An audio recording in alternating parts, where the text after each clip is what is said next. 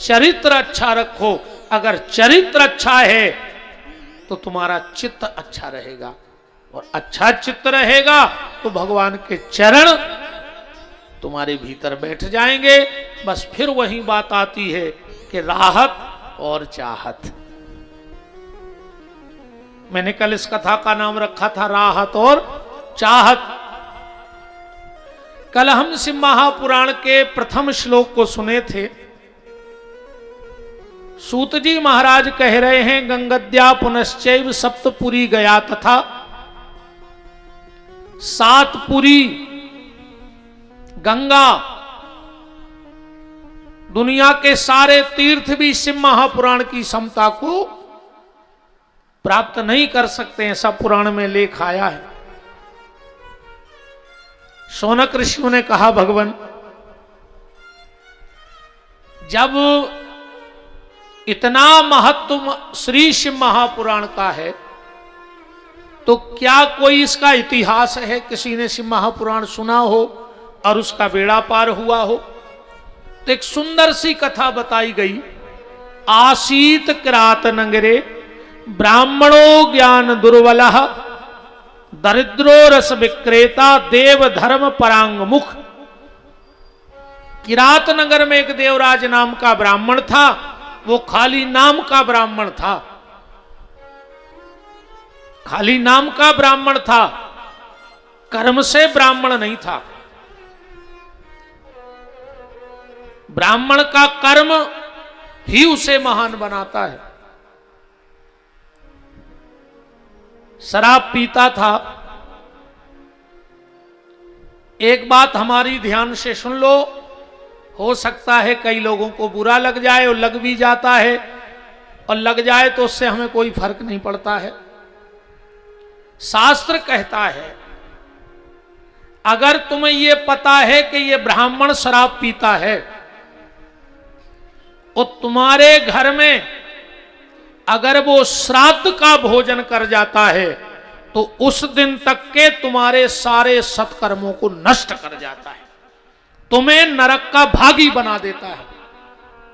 लाख व्यवहार बने, लाख बिगड़ जाए, पर अगर तुम्हारे घर में श्राद्ध है तो शराब पीने वाले ब्राह्मण को श्राद्ध नहीं कराना चाहिए। और एक बात और सुन लो, माताओं को भी श्राद्ध खाने का अधिकार नहीं है। तुम्हारी संतान महादुष्ट हो जाएगी अगर किसी के घर श्राद्ध का भोजन करने चली गई निमंत्रण में। तो किसी के घर में भी श्राद्ध हो, मत जाओ श्राद्ध खाने। यहां तक लेख है कि ब्राह्मण की पत्नी को भी किसी के घर श्राद्ध के निमंत्रण में नहीं जाना चाहिए। माताओं को श्राद्ध का भोजन नहीं करना चाहिए, तुम्हारी संतान पे कष्ट आएगा। किसी के यहां मत जाओ श्राद्ध के भोजन में। और शराब पीने वाले ब्राह्मण को तो श्राद्ध का भोजन कराओ ही मत। और जिसको शंका हो जाए हमसे बात कर लो आके, हम इसका तुम्हें प्रमाण देंगे।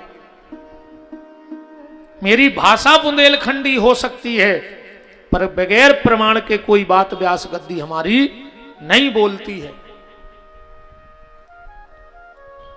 अगर तुम्हें श्राद्ध के दिन योग ब्राह्मण नहीं मिल रहा है तो ध्यान से सुन लो, तुम किसी भी समाज के हो, आप अपने भांजे को बुलाओ और विधिवत, जैसे तुम ब्राह्मण का पूजन करते हो ऐसे अपने भांजे का पूजन करके उसे श्राद्ध करा दो और तिलक लगा के दक्षिणा दे दो, तो तुमको श्राद्ध का फल प्राप्त हो जाएगा। पर शराब पीने वाले ब्राह्मण को भोजन मत कराना। इन बातों को बहुत ध्यान से सुनना। कभी भी तुम्हारे घर में कोई साधु, कोई ब्राह्मण और कन्या भोजन हो तो कोशिश करना मेरी बहनों कि नीला वस्त्र पहन के भोजन मत बनाना। अगर नीला वस्त्र पहन के तुमने भोजन बना दिया तो तुम्हारी लक्ष्मी का नाश हो जाएगा। नीला वस्त्र पहन के भोजन नहीं बनाना चाहिए। कन्या के लिए, साधु के लिए और ब्राह्मण के लिए। ये धन का नाश करने वाला होता है राम। तो किरात नगर में एक देवराज नाम का ब्राह्मण था। वो मदिरा पीता था भी और मदिरा बेचता था भी। यहां लिखा है दरिद्रो रस विक्रेता, रस माने शराब। भरा पूरा परिवार था। उसी गांव में एक भावती नाम की नर्तकी वेश्या रहती थी। देवराज नाम का ब्राह्मण कुसंग में फंस गया। धीरे धीरे उस वेश्या के यहां आना जाना चालू कर दिया और एक दिन उस वेश्या से बोला कि मैं तुझे अपना बनाना चाहता हूं। उस वेश्या ने कहा मेरी दो शर्तें हैं, पहली तो तुझे पत्नी और मां को घर से निकालना होगा और दूसरी सारी संपत्ति मेरे नाम करनी होगी। अब ये तो काम में बिल्कुल अंधा हो गया था। पिताजी थे नहीं, बूढ़ी मां को, पत्नी को घर से निकाल दिया और सारी संपत्ति उस वेश्या के नाम कर दी।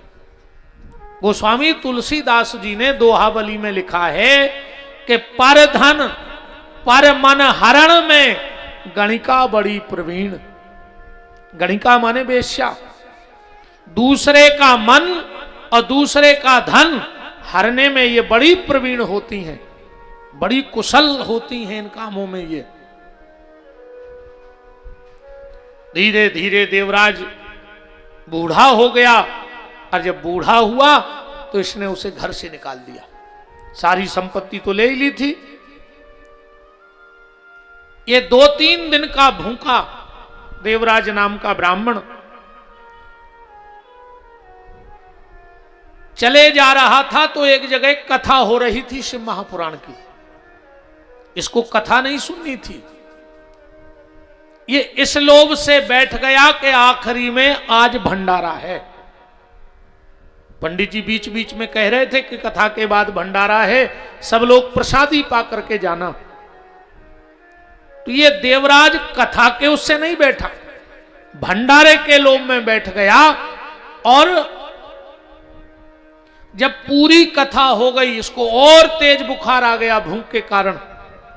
जैसे इसने भंडारे का प्रसाद लिया और हाथ में प्रसाद लिया ही था, सूत जी कहते हैं, और तेज बुखार के कारण इसके प्राण निकल गए। हाथ में भगवान शिव का प्रसाद है और बिना मन के इसने शिव महापुराण की कथा सुन ली है। प्राण निकले। यम के दूतों ने कहा जाओ दुनिया का सबसे पापी ब्राह्मण, क्योंकि ब्राह्मण के लिए सबसे बड़ा अपराध है मदिरा का पान। सबसे बड़ा अपराध क्या है?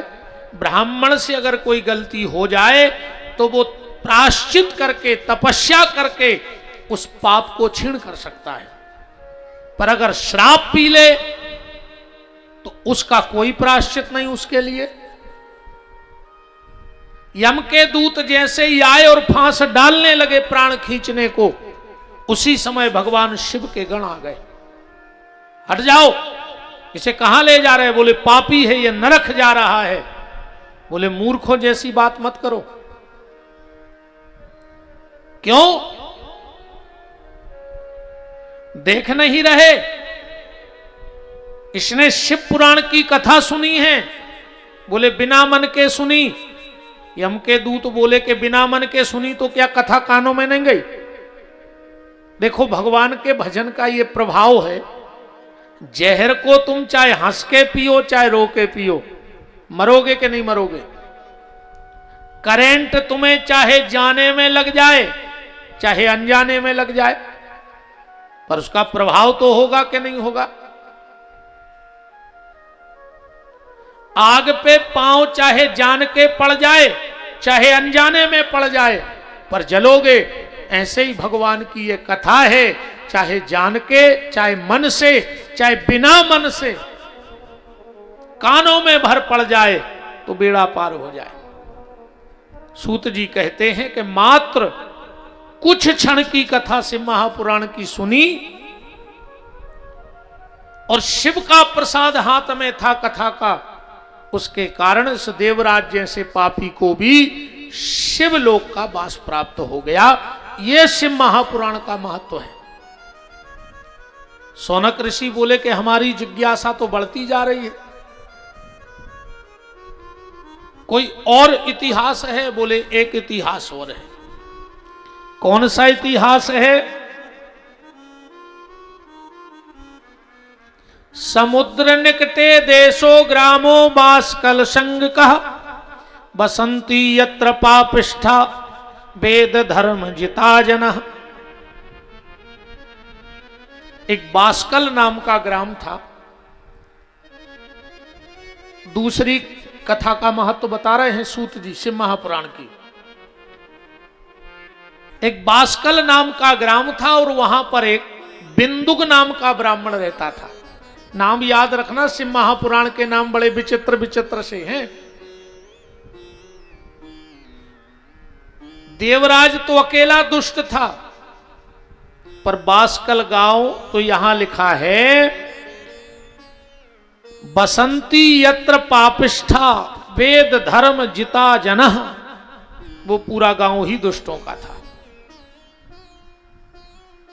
पूरा गांव, वहां व्यभिचार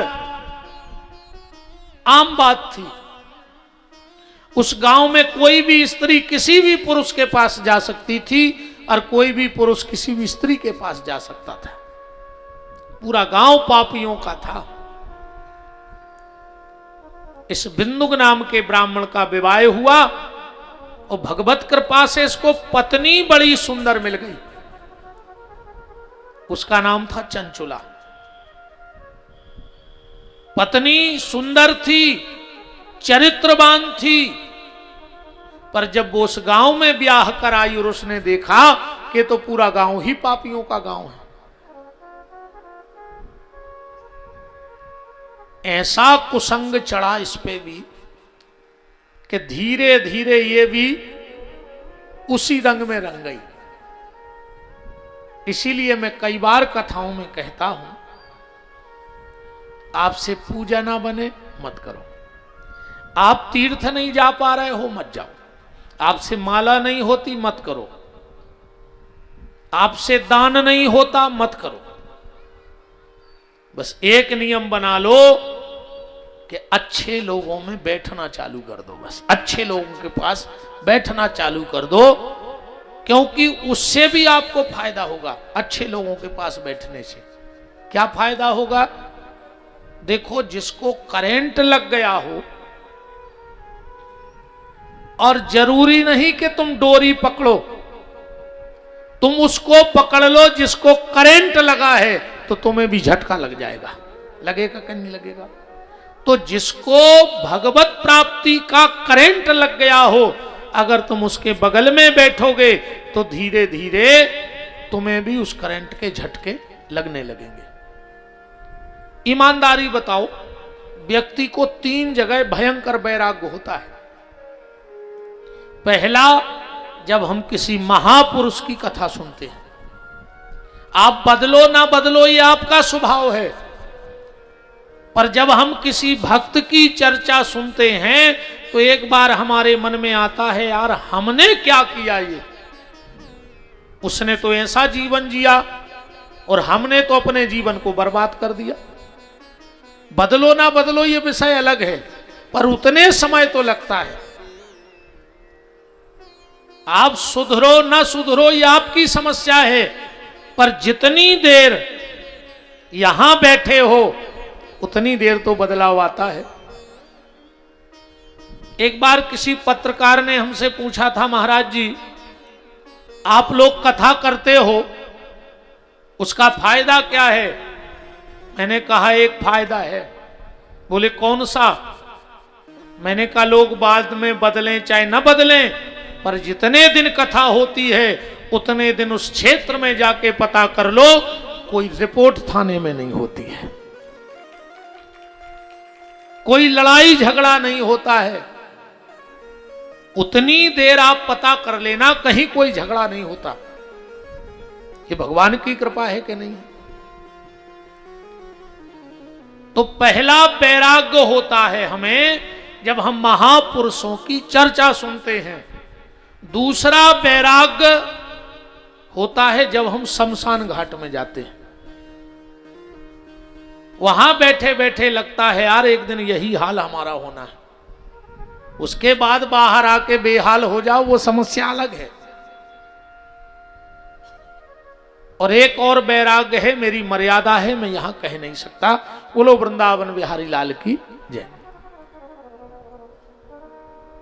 तो भजन पूजन ना कर पाओ कोई बात नहीं, बस किसी अच्छे व्यक्ति के बगल में बैठो, धीरे धीरे वो वाइब्रेशन, वो ऊर्जा तुम्हें खींच लेगी।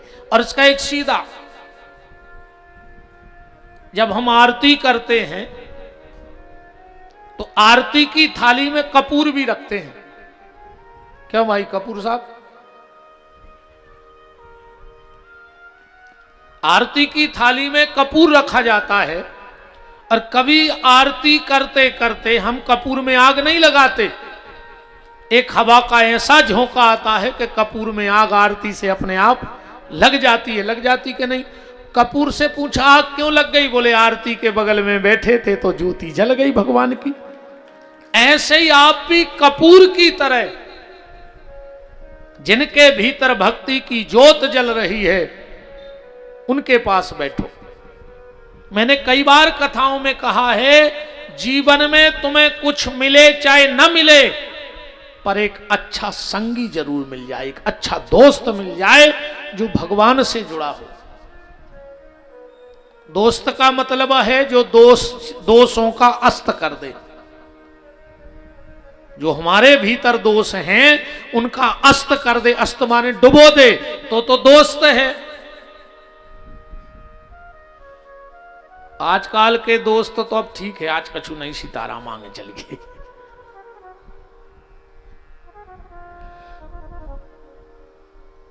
चंचुला पे धीरे धीरे कुसंग का रंग चढ़ गया।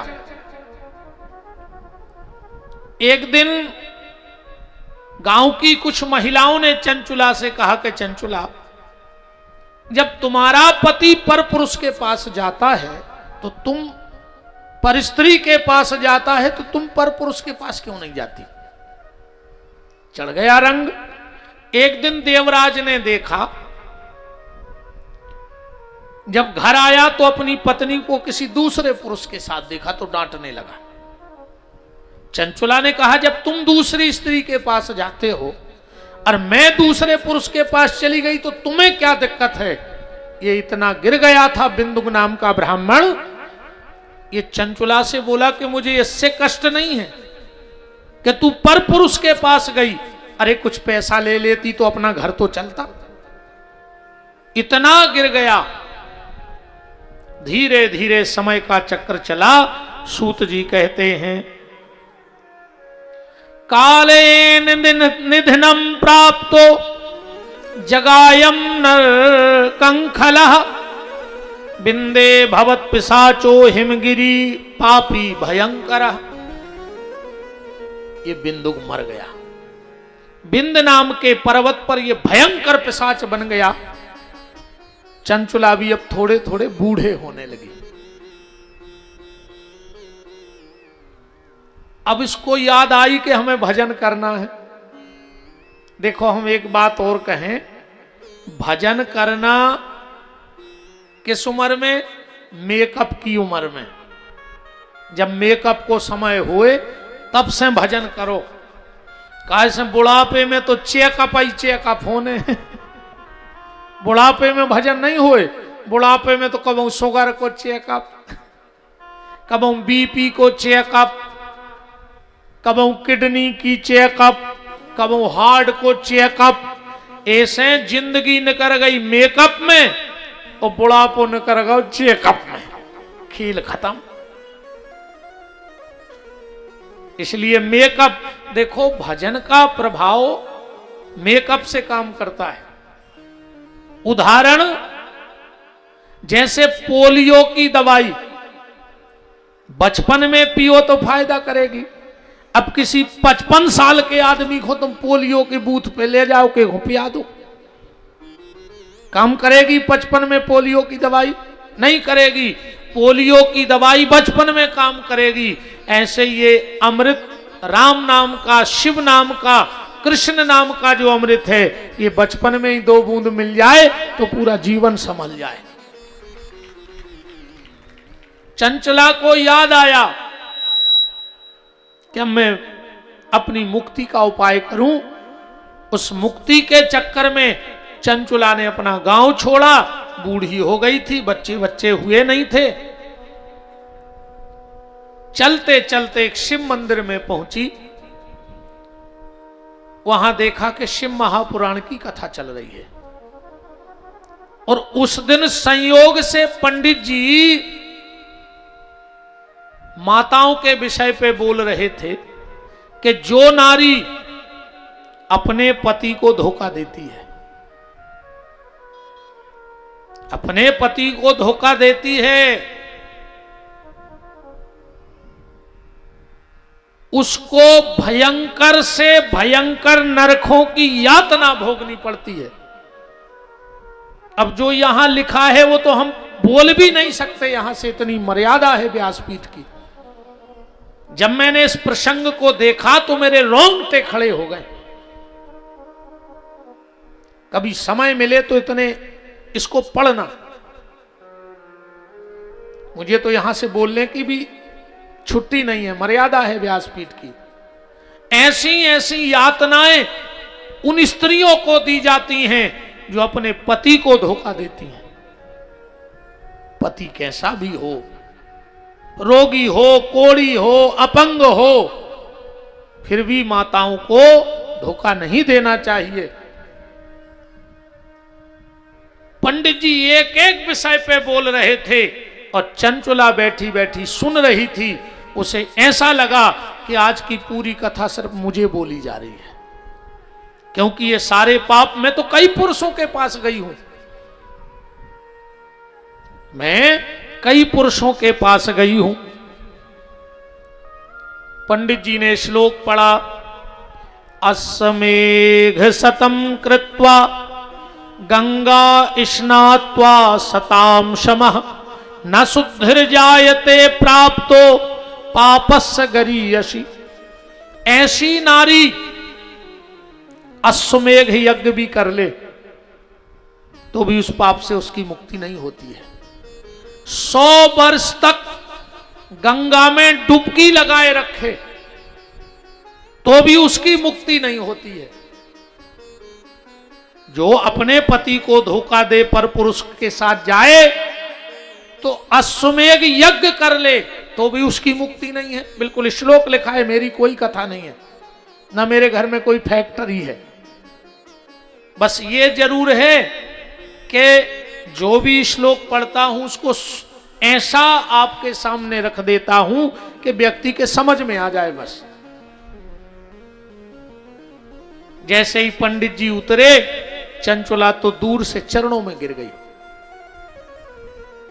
स्पर्श नहीं किया। क्यों? एक बात और ध्यान से सुन लो मेरी बहनों, कभी भी माताओं को अपने पति के अलावा किसी को भी छू के प्रणाम नहीं करना चाहिए। कितना ही बड़े संत आ जाएं, कितना बड़े बाबा जी आ जाएं, कितना बड़े गुरु जी आ जाएं,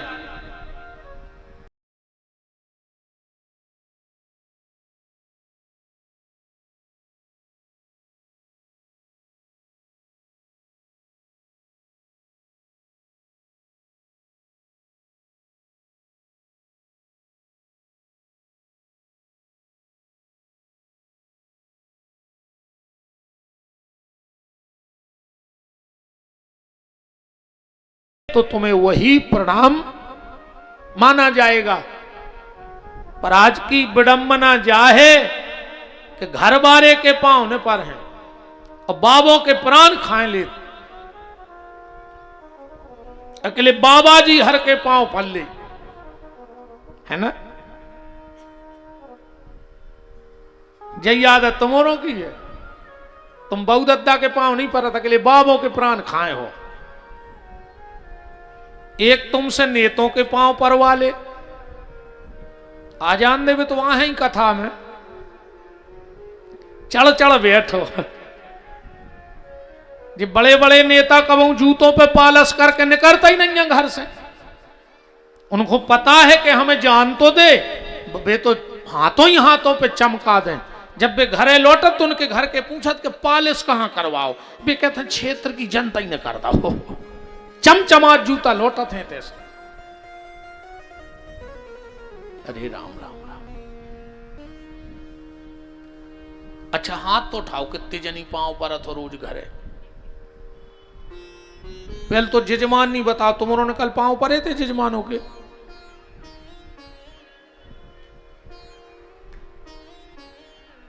परे थे कल पांव के? नहीं, काय खुंजी नाटक कर रही, कोई मतलब नहीं है। चलो अब ही परो पांव, परो पांव परो, उनमें काय की शर्म, परो अपने अपने पति के पांव परो जितनी जन बैठी। अरे खोल ले तुम्हारे पांव, तने काय डरा रहा है, घरे लड़ाइया होने जाके।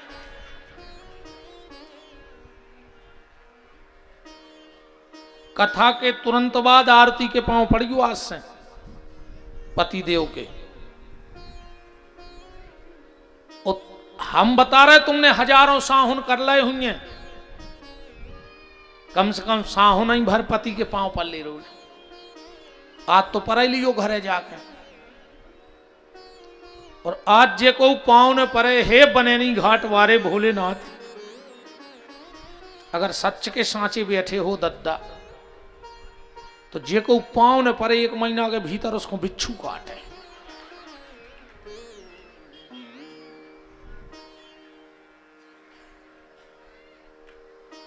जे को पांव ने परे वो शंकर जी की कसम चढ़ी आज घरे जाकर। वो घर वारी होने लगे तो क्या कहूं गई थी पनवेसरी 3 घंटा बैठी तो कछु तो सार्थक न करे तेनो आए को। आज भर पांव पर लियो बहन जी हरो, कल अगर घर वालों खुद मोटरसाइकिल से छोड़वे नहीं आवे तुम्हें तो हम नाव बदल दियो। वो जाके हरे हो कया गौरी ऐसी तो आज नो नहीं सुधरी जा। 2 ही दिना में फर्क पड़ गया। मेरा निवेदन बहुत ध्यान से सुनना। कई बार लोग हमसे भी कहते हैं गुरुजी अगर आपके चरण हमारे घरे पड़ जाए तो बेड़ा पार हो जाए। अच्छा हमारे चरण परे से तुम्हें विमान उतरिया तो हमारे घर के तो चले गए होते कुछ ने कब के बैकुंठ। हम 45 साल से फिर रहे अपने घरे। मैं निवेदन इस व्यासपीठ से आपसे हाथ जोड़ के करता हूं, संतों के चरण पड़े ये भाग्य की बात है, पर अगर संतों के वचन तुम्हारे मन में पड़ गए तो ये सौभाग्य की बात है। हम लोगों के चरणों से कुछ नहीं होना है, हम लोगों के वचनों से तुम्हारी जिंदगी सुधरनी है। कई आदमी गुरुजी हर की फोटो लगाएं और उताई बैठ के नीचे पेग बना रहा है। अब गुरुजी किस्मत ठोक रहा है कि पापी कम से कम हमारी फोटो ही ने लगाओ तो रे हमारे सामने दारू पी रहा। संतों का चित्र तुम्हारे घर में हो चाहे ना हो, पर संतों का चरित्र तुम्हारे जीवन में होना चाहिए तो बेड़ा पार हो जाएगा। संतों की छवि, छवि यानी चित्र, अरे छवि से जुड़ना है तो दुनिया में सिर्फ इनकी छवि से जुड़ो, भोलेनाथ की छवि से जुड़ो, बांके बिहारी की छवि से जुड़ो, जो तुम्हें ईश्वर अच्छा लगता उससे जुड़ो, व्यासपीठ के तो अकेले वचनों से जुड़ो, जो तुम्हें बताया जा रहा है उससे जुड़ो। चंचुला ने दूर से पंडित जी को प्रणाम किया। पंडित जी ने कहा माता जी बात क्या है? चंचुला हाथ जोड़ के बोली पंडित जी आज की जितनी कथा आपने कही है उससे कहीं गुना दोष मेरे शरीर में है, मैंने इससे कई गुना पाप किए हैं, तो क्या मेरा उद्धार नहीं होगा? आपने तो कहा कि अश्वमेघ कृतम गंगा स्नात्वा सताम समः, तो क्या मेरा उद्धार नहीं होगा? और एक बात और सुन लो, ये जो मंत्र है ना लगभग सबको आता होगा, तुम्हें वो माता च पिता तुम्हें वो तुमेव बंधु च सखा तुमेव विद्या द्रवणम तुमेव शर्वम मम देव देव। आता है ना? अच्छा, ईमानदारी से बताओ, ये मंत्र है किस ग्रंथ का? कहां लिखा है ये मंत्र? कौन से पुराण का है? कौन से ग्रंथ का है? कौन से वेद का है? और कौन से शास्त्र का है? मान के चलो तुम कहीं बोलो ये मंत्र, अब तुमसे कोई पूछे कि भैया ये लिखा कहां है, तो क्या जवाब दोगे इसका? आज के बाद जवाब देना कि ये शिव महापुराण के अध्याय नंबर 3 के श्लोक नंबर 56वां है। ये पहली बार मंत्र किसके मुंह से निकला? चंचुला के मुंह से। किसके लिए? पंडित जी के लिए। चंचुला हाथ जोड़ के पंडित जी से कह रही कि अब तो सब कुछ आप ही हो, मेरे भाई, गुरु, पिता, माता, मुझे इस पाप से बचा लो। पंडित जी ने कहा, माता जी सिर्फ एक उपाय है इस पाप से बचने का। श्रद्धा के सहित बैठकर भगवान शिव की कथा को सुन लो, शिव महापुराण को सुन लो, तो इस पाप से तुम्हें मुक्ति मिल जाएगी। चंचुला रोने लगी, बोली महाराज श्रद्धा तो मेरे पास है पर पैसा नहीं है, मैं गरीब हूं। अच्छा एक बात और है, दो चीजें ईमानदारी बताना, दो चीजें गरीब व्यक्ति के हाथ से निकल चुकी हैं। दो चीजें गरीब व्यक्ति कभी नहीं ले सकता, अब मुझे लगता है। बताओ अच्छा, और गलत हो तो आप बताना। सबसे पहला तो सोना। क्यों भाई सोनी जी, कोई गरीब आदमी सोना खरीद सकता है जो 200-250 रुपए की मजूरी करे और 4-5 लोगों का हो परिवार? तो वो क्या कभी तोला खाड़ सोना ले सकता है? मर जाएगा वो तो अब। और वैसे ही नहीं लेना, मोदी जी ने कह दिया सोना मत लो। मैं देश के यशस्वी प्रधानमंत्री महोदय जी से निवेदन करता हूं, कभी मेरी बात उन तक पहुंच जाए तो जैसे आप मन की बात में एक बार ये बोल देते हैं कि देश का भारतवासी सोना ना खरीदें, एक बार मेरी प्रार्थना है कि आप एक बार ये भी बोलें कि देश का युवा शराब ना पिए। ये भी तो बोल सकते हैं कि देश का युवा नशा से दूर रहे। तो एक तो सोना गरीब आदमी की पहुंच से दूर हो चुका है। हो चुका कि नहीं हो चुका? ले सकता? ईमानदारी बताओ आप, मैं गलत बोल रहा हूं तो क्या कोई ले सकता है? नहीं ले सकता। और दूसरे संत, अब गरीब आदमों के संत बचे ही नहीं है।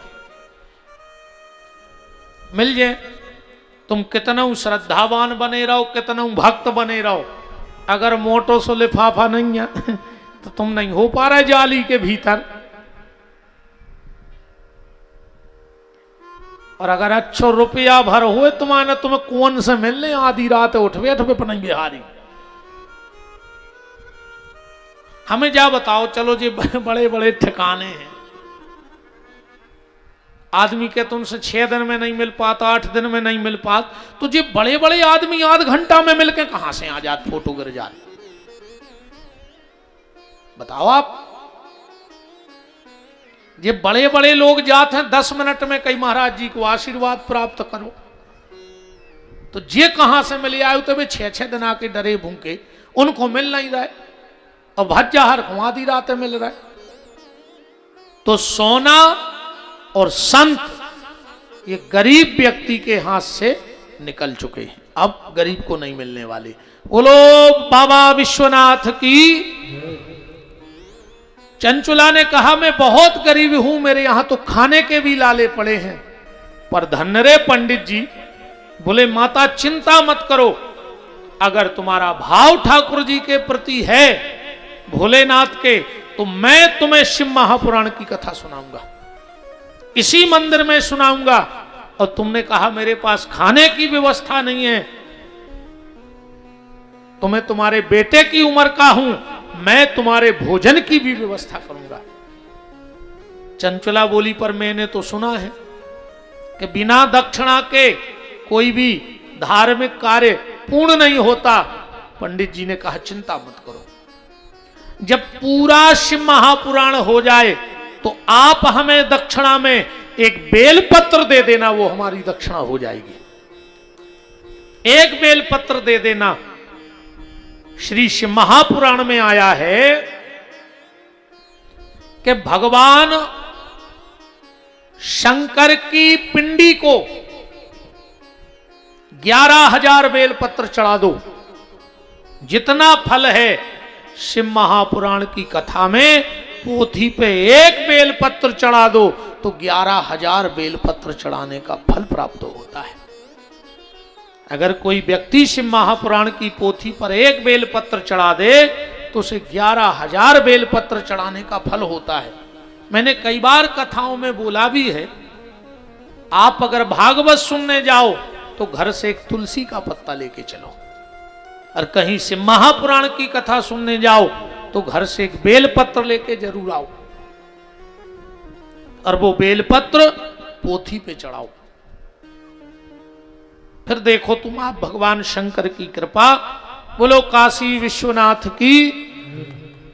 पंडित जी ने बड़ी श्रद्धा के सहित उस देवी को भगवान की कथा सुनाई। आखिरी दिन आया, पंडित जी ने एक बेलपत्र दक्षिणा में लिया। सूत जी महाराज कहते हैं पंडित जी तो चले गए, चंचुला ने उसी मंदिर में रात्रि में क्या देखा? नीलग्रीवम पंचवक्त्रम त्रयंबकम चंद्रशेखरम वामांगे बिभ्रति गौरी विद्युत पुंज समप्रभा। भगवान शंकर स्वयं प्रकट हो गए। पर है वह श्रद्धा की बात। एक बार पार्वती जी ने पूछा भगवान शिव से कि लोग गंगा स्नान करने आते हैं तो क्या सबके पाप धुल जाते हैं? क्योंकि गंगा तो पाप धोती है। तो क्या जो लोग गंगा जी आते हैं सबके पाप धुल जाते हैं? भगवान शिव बोले कि हां, शास्त्र में लिखा है। अरे गंगा स्नान तो बहुत बड़ी बात है। विष्णु पुराण का श्लोक है, गंगा गंगेति यो ब्रूयात् योजना नाम सतैरपि मुंचते सर्व पापेभ्या विष्णु लोकम स गच्छति। अगर 100 योजन से कोई गंगा का नाम ले ले तो विष्णु लोक की उसे प्राप्ति हो जाती है। पार्वती जी ने पूछा कि जो गंगा जी आते हैं उन सबको फल मिलता है? शिव जी बोले देवी विश्वास की बात है ये तो, कि गंगा स्नान करने से पाप दूर हो जाते हैं। पार्वती बोली मैं समझी नहीं। भगवान शिव बोले चलो तो हमारे साथ। शिव जी एक बूढ़ा बन गए और एक नाली में, ऐसे बगल में जो रास्ता था, छोटी सी नदी थी, नाला, उसमें गिर गए। पार्वती जी वृद्ध माता बनी और जो भी गंगा स्नान करके आवे, पार्वती जी कहें भैया हमारा पति बूढ़ा है, बीमार है, नाली में गिर गया है, जरा उसे निकाल दो, क्योंकि मैं भी बूढ़ी हूं तो मेरी भी ताकत नहीं है। अब जो भी निकले वो सोचे चलो भैया वृद्ध आदमी है, पड़ा है, उठा दे। तो जैसे ही वो उस नाली के पास जाता और कहता है दादा हमारा हाथ पकड़ो, बाहर आ जाओ, शिव जी बोले हमें तभी निकालना जब तुमने कोई पाप ना किया हो। आवाज को आदमी तो ये सुन रहा हो, कहने लगो तुम्हारा तरह। सब चले गए, शाम हो गई, किसी ने हाथ नहीं लगाया शिव जी बने बूढ़े बाबा को। एक 15-20 साल का लड़का चला आ रहा था, शाम के वक्त स्नान करके। पार्वती जी ने कहा बेटा हमारा आदमी पड़ा है, घर वाला पड़ा है, बूढ़ा है, गिर गया, जरा उसे बचा लो। वो 15-16 साल का लड़का गया और जैसे ही हाथ किया तो शिव जी ने तो फिर वही कहा, ए बेटा कोई पाप ना किया हो तभी हाथ लगाना, वरना जल के राख हो जाओगे। उस लड़के ने कहा तुम हाथ तो लगाओ, पाप किया होगा तो जल के राख हो जाएंगे। शिवजी बोले तुम 15-16 साल का बालक, तुमने आज तक पाप नहीं किया? उसने कहा मैंने बहुत पाप किए।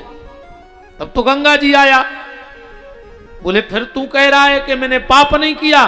वो लड़का बोला दादा मैंने एक कथा में सुना था कि गंगा जी में स्नान करने के बाद सारे पाप नष्ट हो जाते हैं, तो अभी तो मैं गंगा स्नान करके आया और अभी मैंने कोई पाप नहीं किया, मेरे पिछले सारे पाप नष्ट हो गए। भगवान शंकर ने कहा देवी इसको फल मिले गंगा स्नान का, क्योंकि इसको भरोसा है कि मेरे सारे पाप नष्ट हो गए। ऐसे ही कोई भी कथा हो, कीर्तन हो, अगर तुम्हें भरोसा नहीं है तो कोई मतलब नहीं है। अब भरोसा है तो सब कुछ है। भरोसा ही भगवान का दूसरा नाम है। चंचुला ने हाथ जोड़े भगवान शिव के, साथ में माता पार्वती आई थी। पुराण में लिखा है, बिल्कुल श्लोक पढ़िए। पार्वती जी क्या कह रही हैं चंचुला से? चंचुले सखी सु प्रीतनतया, हे सखी चंचुला। चंचुला तो रोने लगी, माता आपने हमको सखी कह दिया। पार्वती मैया कहती हैं चंचुला, जो भी स्त्री बड़ी श्रद्धा और भाव के साथ मेरे शिव महापुराण को सुन लेती है उसे मैं अपनी सखियों में सम्मिलित कर लेती हूं, वो मेरी सखी बन जाती है। पार्वती जी चंचुला को ले गई। सूत जी कहते हैं एक दिन माता पार्वती बैठी और चंचुला भी बैठी। चंचुला ने कहा मां आप तो अंतर्यामी हो, सब जानती हो, एक बात पूछूं? पार्वती ने कहा पूछो चंचुला। तो चंचुला कहती है मां मैं जैसी भी हूं आपकी हूं और अब आपसे ही अपना दुख रोऊंगी। मेरा पति भले दुष्ट था, पापी था, शराबी था, व्यभिचारी था, पर था तो मेरा पति। तो माता तुम सब जानती हो, इतना बता दो कि इस वक्त मेरा पति कहां है। माहेश्वरी महादेवो कृपाम कुरु मां परी। हे माहेश्वरी, हे जगत जननी, मुझे इतना बता दो कि इस वक्त मेरा पति है किस हालत में। पार्वती ने कहा चंचुला तुम्हारा पति इस वक्त भयंकर पिशाच बन गया है, तो उसका उद्धार कैसे होगा? बोले उसका उद्धार शिव महापुराण की कथा से होगा। कौन सुनाएगा? तो पुराण में लिखा है माता पार्वती ने एक गण प्रकट किया उस समय, जिसका नाम पड़ा तुम्बुरु। आप कभी बड़े बड़े शिव मंदिरों में गए होंगे तो देखा होगा, भगवान शंकर के मंदिर के बाहर दोनों दरवाजों पर दो गण खड़े होते हैं। उनमें एक तो है देव ऋषि नारद और दूसरे हैं तुम्बुरु, जो पार्वती जी ने प्रकट किया। ये क्या करते हैं? बोले ये संगीत में बड़े निपुण हैं नारद जी और तुम्बुरु। तो ये भगवान को दोनों दरवाजे पे खड़े होके राम नाम की धुन सुनाते हैं। दोनों का काम है भगवान को कीर्तन सुनाना। भगवान शिव बड़े आनंदित होते हैं। कभी भगवान शंकर के मंदिर में जाना, ओम नमः शिवाय बोल पाओ चाहे न बोल पाओ, पर 10-20 बार सीताराम सीताराम जरूर बोला करो। भगवान शंकर बड़े प्रसन्न होते हैं सीताराम नाम धुन से। नारद जी और तुम्बुरु 24 घंटे वहां खड़े खड़े श्रीमन नारायण की धुन और उसमें सुरताल तुम्बुरु लगाते हैं। तुम्बुरु ने को प्रकट किया और तुम्बुरु ने जाकर के बिंद नाम के पर्वत पर, अभी भी आप कभी प्रयाग से जब काशी जाओगे बाई कार या बस, तो बीच में एक पहाड़ मिलता है जिसका नाम है बिंद पहाड़। उस पर जाकर के तुम्बरू ने चंचुला के पति बिंदुक को कथा सुनाई। उस कथा के प्रभाव से बिंदुक अपने रूप में आ गया। सूत जी कहते हैं कि खाली चंचुला के तप से दोनों पति पत्नी की मुक्ति हो गई। इस कथा की फलश्रुति कही गई है। अगर यह कथा वैधव्य योग प्राप्त नारी सुने, विधवा माताएं अगर इस कथा को भाव से सुनती हैं तो उनके पति को परम पद प्राप्त होता है। इसकी फलश्रुति है। ये कथा अगर भाव श्रद्धा से कोई वैधव्य योग प्राप्त नारी सुन लेवे तो उसके पति की परम गति बन जाती है। अगर सौभाग्यशाली नारी इस कथा को सुन लेवे तो उनका सौभाग्य अखंड हो जाता है। और अगर कुंवारी बेटियां इस कथा को सुन लेवे तो उनको बड़ा अच्छा पति मिलता है, दुष्ट पति नहीं मिलता है। इस कथा का फल है। इसलिए मैं कई बार कहता हूं बेटियों से कि घर में रामायण पढ़ा करो, शिव महापुराण पढ़ा करो, अच्छा पति मिलेगा। ना तर तुम चाहत हो फिल्म बारो और मिले है चिलम बारो। जब भजन न करो तो चिलम बारो, मिले है फिल्म बारो, चाह रही थी मिल गो चिलम बारो। एक बात और हमारी ध्यान से सुन लो। अगर शादी के बाद बेटी ससुराल में जाकर के दुखी है तो उसमें माता पिता का कोई दोष नहीं है। इसमें माता पिता को दोषी नहीं माना जाएगा। अगर ससुराल में बेटी को दुख मिल रहा है ये उसका स्वयं का कर्म है। जो बेटी अपने मायके में भजन पूजन पूजा पाठ करती है तो उसको अच्छा सुंदर वर मिलता है, योग्य वर मिलता है उसके पुण्य के प्रभाव से। हमारे यहां एक कहावत है कि घर गुण बहू और सार गुण गैया। किसी किसी बेटी के ऐसे पैर पड़ते हैं घर में कि घर के बारे न्यारे हो जाते हैं। अब कोनो कोनो ऐसी आउत हैं कि बारे ही बिक जा तो घर के न्यारे हो जाते, सो से बारे न्यारे हो जाते नहीं हो जात, बारे भी बिक जात और घर के न्यारे भी हो जात। इसलिए मेरी बेटियों, मेरी बहनों, मेरी बच्चियों, घर में पूजा पाठ किया करो। कुछ ना बने तो रामायण खोल करके और पुष्प वाटिका की कथा पढ़ा करो जहां श्री सीताराम जी का मिलन हुआ है। कुंवारी बेटियां इतना तो करें। तो अगर वैधव्य योग प्राप्त नारी कथा सुनती है तो उसके पति की परम गति होती है। सौभाग्यशालिनी माताएं इस बिंदुक चंचुला के प्रसंगों को सुनती हैं तो उनका सौभाग्य अखंड होता है। और बेटियां सुने तो उन्हें पति अच्छा मिलता है। और जितने भी माता पिता बैठे हो, एक बात हमारी कान चढ़ा के सुन लेना। अगर तुम्हें बेटी ज्यादा बोझ लगे तो जिस दिन ये नदी आवे ना उसमें फेंक देना तो मर जाए। गला दबा के बेटी को मार डालना, एक ही दिन तो तकलीफ होगी। पर शराब पीने वाले लड़के से उसका विवाह मत करना, इतना ध्यान रखना। अगर तुम अपनी बेटी को तिल तिल मारना चाहते हो, आजकल लोग वर नहीं देखते, आजकल लोग अकेला घर देखते हैं। जबकि शादी में घर नहीं वर देखना चाहिए, योग्य है कि नहीं। शराब पीने वाले के साथ अपनी बेटी का विवाह मत करो, चाहे उसे जहर दे के मार दो, एक ही दिन तो मरेगी बेचारी। और शराब पिएगा तो उसको तो पल पल मरना होगा। और एक बात और हमारी सुन लो ध्यान से। जितने लोगों के लड़के शराब पीते हो उनको घोड़ी पे नहीं बैठा रहो, उनको गाड़ी में बैठा रहो और पागल खाने करे आओ।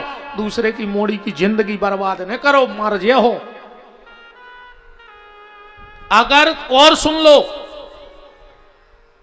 अगर तुमसे किसी ने पूछा कि उनका लड़का कैसा है और अगर तुम्हें पता है कि वो शराब पीता है तो बिल्कुल साफ बता दो, बिल्कुल साफ बता दो कि भैया तुम्हें करना हो करो, न करना हो बिल्कुल न करो, दारूखोर है। और अगर तुमने छुपा दिया, अगर तुमने छुपा दिया और छुपा के विवाह करा दिया तो उसका पूरा प्रायश्चित तुम्हें भोगना पड़ेगा। पहला तो तुम्हें कन्या की हत्या का पाप लगेगा।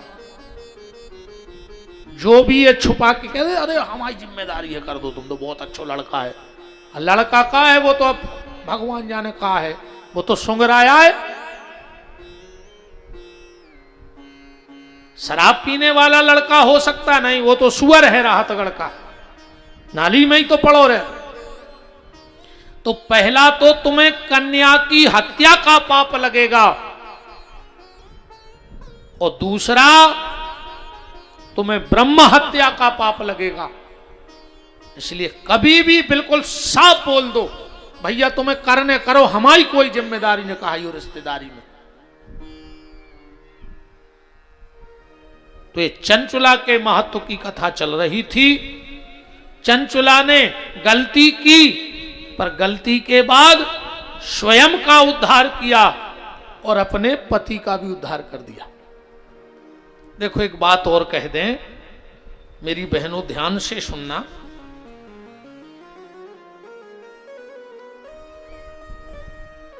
तुम अपनी ताकत पहचानो, तुम में बहुत ताकत है, तुम शक्ति हो। अगर तुम अपनी पे आ जाओ, अगर ये माताएं अपनी पे आ जाएं, तो हिरण्यकश्यपु जैसे राक्षस के घर में जी प्रहलाद को पैदा कर सकत है। इनमें बात ताकत है कि जी राक्षसों के घर में भी भक्त बना सकत है।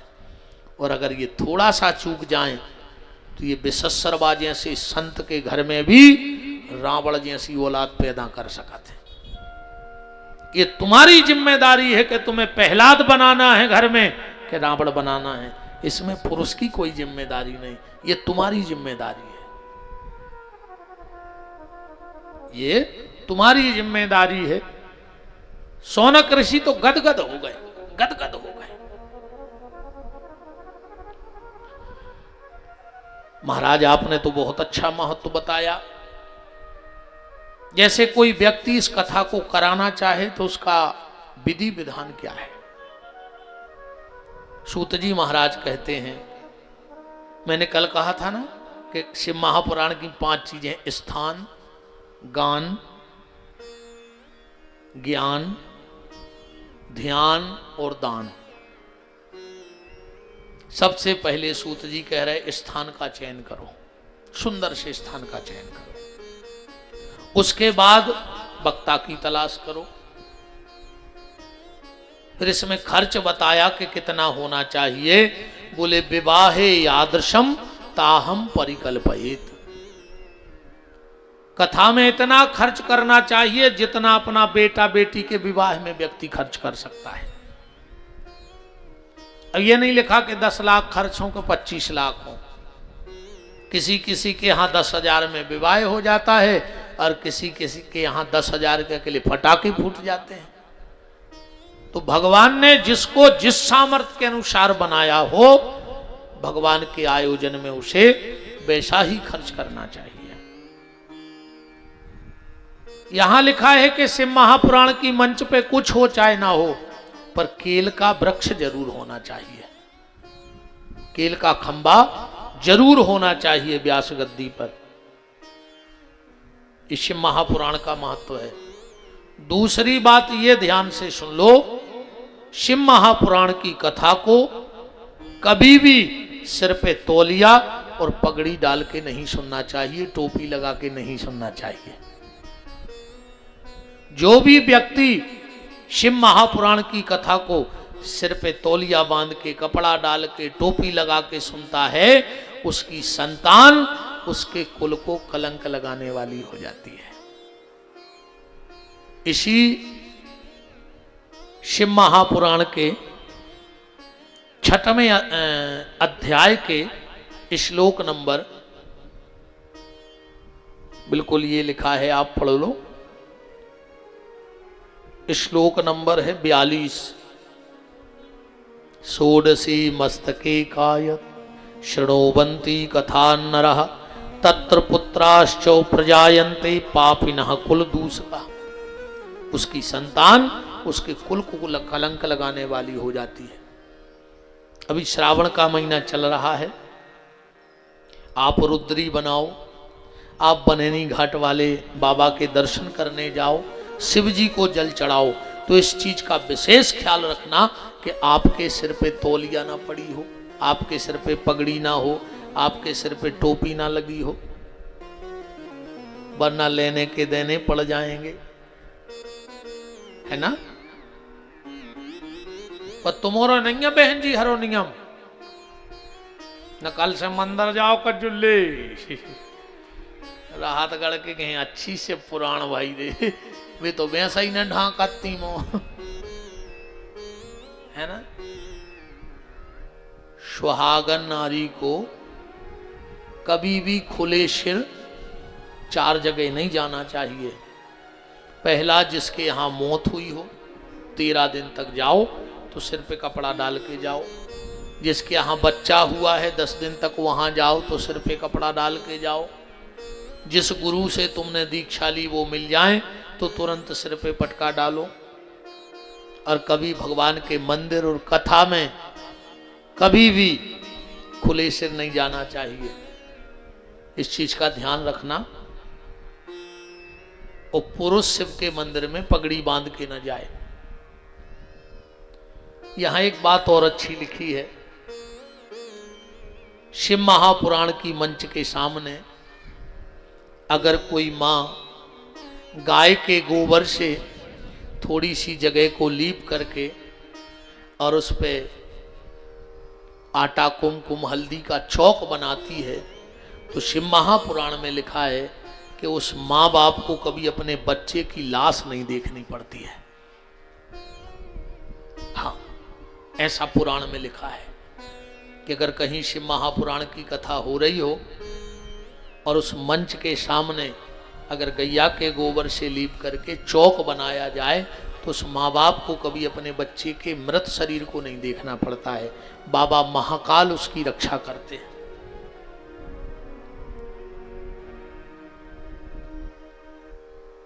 ये नियम बताया। इसमें यह भी लिखा है कि जिन्होंने दीक्षाहीना विहीना नाम ना अधिकार कथा श्रवे, जिन्होंने दीक्षा ना ली हो उनको शिव महापुराण सुनने का अधिकार नहीं है। जिन्होंने दीक्षा ना, बिल्कुल श्लोक लिखा है, मेरी अपनी कोई बात नहीं है। ये भी श्लोक 7वें अध्याय का श्लोक नंबर 4 है, इसलिए बिल्कुल ग्रंथ खोल के बात कर रहे हैं हम। किसी को शंका हो तो बिल्कुल ये ग्रंथ, पुंसा दीक्षा विहीना नाम ना अधिकारा कथा श्रवे। अब कई लोग ऐसे हैं जिन्होंने दीक्षा नहीं ली होगी, तो इसमें लिखा है कि भगवान शंकर को ही अपना गुरु मान लो, मन ही मन शिव को गुरु मान करके शिव महापुराण की कथा को श्रवण करो। बोलो वृंदावन बिहारी लाल की।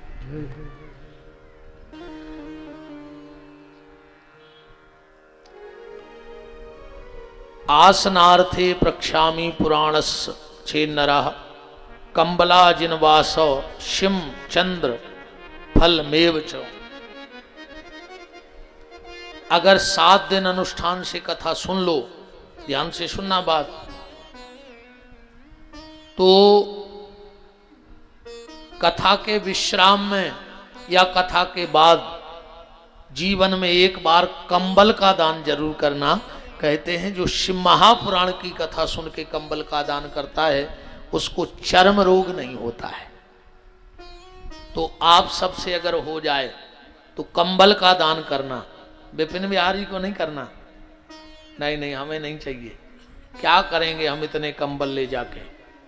एक संकल्प ले लेना आप तो कि अगर आपको इसी राहतगढ़ में या कभी सफर में आपको कोई ठुठुरता व्यक्ति मिल जाए, कोई गरीब व्यक्ति मिल जाए, कुछ ना कर पाओ, तो एक ऊन का साल लेके उसको दान कर देना, तो आपको फल मिलेगा और 1% मेरा भी फल बन जाएगा आपके साथ।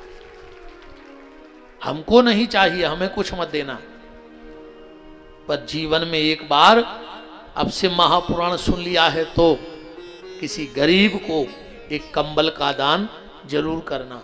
देखो मैं एक और, मैंने कल भी कहा था कि माला चाहे कम करना पर मदद ज्यादा करना। माथे पे चंदन लगाओ, बहुत अच्छी बात है, मैं भी लगाता हूं, नहीं लगाता तो आज मैं जल्दी जल्दी, सुबह सोमवार था तो पूजन हुआ और थोड़ा बहुत आहार लिया और लेट गया, लेटा तो आंख लग गई, आंख लगी और घड़ी देखी तो तुरंत उठ के आ गए। आते ही साथ ये सोनी जी, धर्मेंद्र भैया, कपूर साहब बोले महाराज जी तुम चंदन नहीं लगाए। हमने कहा यार गलती हो गई आज, हमने कहा जल्दी जल्दी उठे, हमने कहा चलो वहीं हाथ मुंह धो के तिलक शुरू कर लेंगे। तो चंदन तो हम भी लगाते हैं, आप लोग भी लगाया करो, पर चंदन से ज्यादा महत्वपूर्ण एक चीज और है। माथे पे चंदन लगाओ ये आपकी शोभा है, पर अगर चंदन भूल भी जाओ पर दूसरों के जख्म पे मर्म लगाना मत भूलना, तो चंदन लगाने से ज्यादा फल मिलेगा। चंदन लगाओ अच्छी बात है, पर दूसरों के जख्म पे मलहम जरूर लगाना है।